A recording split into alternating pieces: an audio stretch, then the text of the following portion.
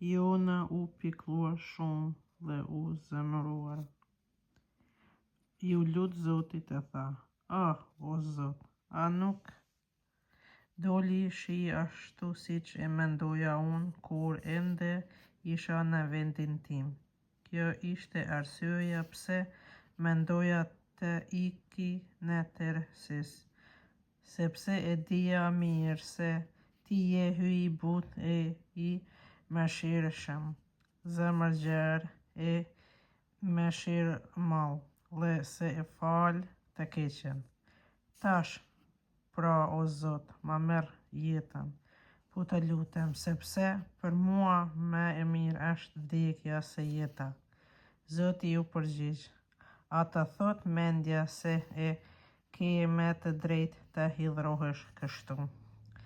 Jona doli prej qytetit e zuri vend kondërrull në lindje të qytetit. Punoi aty një tanë dhe u ul të ri nën hijen e saj për të parë se çka do të ndodhte në qytet.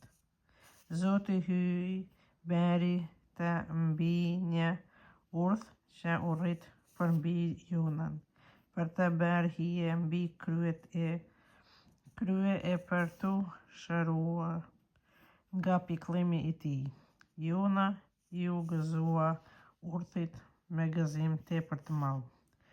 Por të nesërmen në agim hyi çoi një krimb, i cili e breu urdhin dhe urdhi u tha: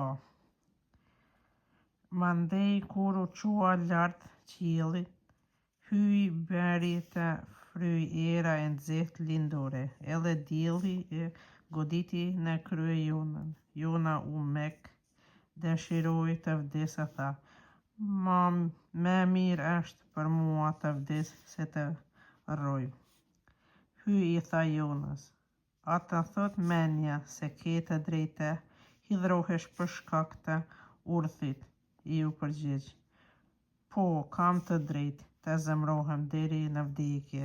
Zoti ia priti: ty po të dhimbset urdhi, rreth të cilit nuk u mundove as pak, as nuk bëre asgjë që të rritet, i cili për një natë mbiu e për një natë u tha: e unë të mos e fal Ninevën, qytetin e madh, në të cilin janë më se 120.000 njerëz, të cilët nuk dijnë të dallojnë të djathtën e vet nga e majta e vet, dhe një numër i madh i kafshësh.